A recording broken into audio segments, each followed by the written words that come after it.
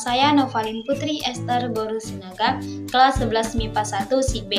Pada kesempatan kali ini, saya di sini akan menjelaskan sistem imun dan imunisasi pada tubuh manusia di bagian antigen, antibodi, dan patogen.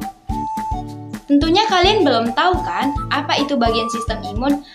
Di sini saya akan menjelaskan sedikit apa itu sistem imun. Imunitas, daya tahan tubuh untuk melawan penyakit, melawan infeksi. Semua sel dan molekul yang terlibat dalam imunitas tubuh merupakan suatu kesatuan fungsional disebut sistem imun. Tangkap respon terhadap substansi asing yang masuk ke dalam tubuh secara kolektif disebut respon imun. Yang pertama, definisi spesifik. Definisi spesifik imunitas adalah reaksi untuk melawan substansi asing yang masuk ke dalam tubuh seperti mikroorganisme, bakteri, virus, dan parasit. Di sini kita bisa lihat gambar meningkatkan imunitas atau kekebalan tubuh. Yang pertama itu harus konsumsi gizi seimbang, tidak merokok, suplemen vitamin, mengendalikan penyakit penyerta seperti diabetes mellitus, hipertensi, kanker.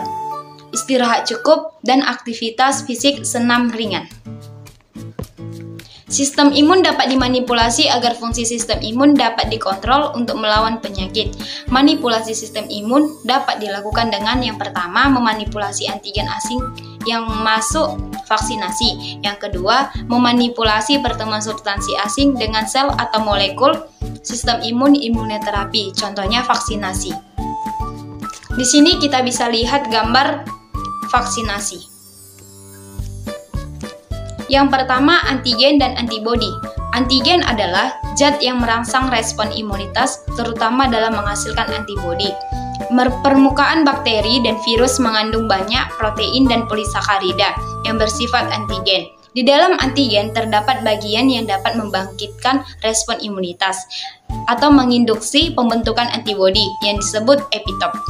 Yang kedua, antibodi merupakan protein plasma yang dihasilkan oleh sel B. Sel B merupakan perkembangan dari limfosit yang berdiferensiasi menjadi sel plasma. Dan sel plasma itu yang memproduksi antibodi. Nama lain dari antibodi adalah imunoglobulin. Setelah antibodi berhasil mengalahkan antigen, antibodi pun akan memperbanyak diri. Ini adalah gambar swab antigen atau rapid test antigen. Ini adalah bagian-bagian antigen, antigen binding, fragment, antibodi, dan antigen. Terdapat beberapa macam imunoglobulin berdasarkan strukturnya, ada monomer, dimer, dan pentamer. Untuk lebih jelas, coba perhatikan gambar ini. Macam-macam struktur imunoglobulin, yang pertama itu adalah monomer, contoh IgD, IgE, dan IgG. Yang pertama IgD. IgD ini adalah memicu respon imunitas, banyak ditemukan pada sel B. Yang kedua IgE. IgE terikat pada reseptor sel mast dan basofil yang menyebabkan pelepasan histamin. Yang ketiga, IgG. IgG ini pelindung bagi berbagai mikroba dan toksin. IgG berjumlah paling banyak dari seluruh antibodi yang bersirkulasi. Yang kedua, dimer. Dimer ini contohnya IgA. IgA adalah melawan mikroorganisme terdapat banyak di keringat, air ludah, dan ASI serta air mata. Yang ketiga, pentamer. Pentamer contohnya IgM. IgM adalah antibodi pertama yang tiba di tempat infeksi. IgM menetap di pembuluh darah dengan memperbanyak produksi sel fagosit. Respon pertahanan tubuh melibatkan aktivasi sel B yang akan menghasilkan antibodi. Antigen yang masuk akan diikat oleh antibodi di bagian epitop. Epitop ini menentukan kecocokan antara antibodi dengan antigen. Antigen yang sudah diikat oleh antibodi akan diuraikan dan dibuang keluar tubuh bersama aliran darah. Yang kedua, respon tubuh terhadap antigen. Pada pemaparan antigen yang masuk ke dalam tubuh pertama kali akan direspon oleh sel makrofag yang berfungsi sebagai sel penyaji antigen. Makrofag akan memberikan antigen kepada sel T helper untuk dibentuk respon pertahanan tubuh terhadap antigen tersebut. Sel T helper ini akan mengaktifasi sel B dan sel T sitotoksik. Kedua, proses tersebut memiliki respon yang berbeda terhadap antigen tadi. Sel B ini sebagai kekebalan humoral akan menghasilkan antibodi dalam plasma darah dan limfa limfa ekstraseluler. Sel tersebut memperbanyak diri dengan tujuan sebagian sel akan digunakan sebagai sel memori, respon imunitas sekunder, dan sebagian yang lain akan menyerang antigen, sehingga pada pemaparan antigen yang sama pada waktu yang akan datang akan langsung direspon oleh sel B memori dan langsung memproduksi antibodi untuk melawan antigen tersebut. Ini adalah bagian-bagian respon pertahanan tubuh terhadap antigen.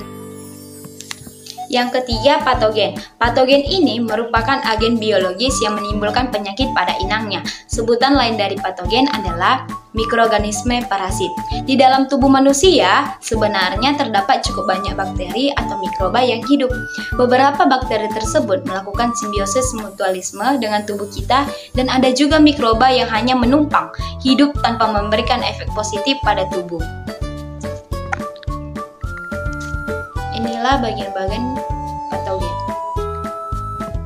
Jenis-jenis patogen. Patogen ini berbahaya, memiliki beberapa jenis. Mikroorganisme parasit ini bisa menggunakan tubuh inangnya untuk melipatkan diri, menyebabkan penyakit dan bisa menular. Berikut jenis-jenis patogen yang berbahaya untuk kesehatan. Mari kita lihat. Yang pertama adalah virus. Virus terdiri dari beberapa kode genetik seperti DNA atau RNA yang dilindungi oleh lapisan protein. Ketika Anda terinfeksi, virus dapat menyerang sel inang di dalam tubuh Anda, kemudian menggunakan komponen sel inang untuk bereplikasi dan menghasilkan banyak virus. Setelah virus mengendalikan diri, virus-virus baru ini akan dilepas dan menginfeksi tubuh ke area yang sudah terinfeksi. Ini adalah gambar dari virus.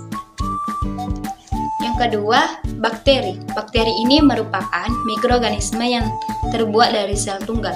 Jenisnya pun sangat beragam, memiliki bentuk yang berbeda-beda dan memiliki kemampuan untuk di lingkungan apapun, termasuk di dalam tubuh manusia. Namun, tidak semua bakteri dapat menyebabkan penyakit. Yang dapat menyebabkan penyakit disebut bakteri patogen. Namun menurut WHO, antibiotik digunakan secara sembarangan bisa menyebabkan bakteri menjadi kebal. Contoh penyakit yang disebabkan oleh bakteri yaitu radang tenggorokan, radang saluran kantong kemih, dan TBC.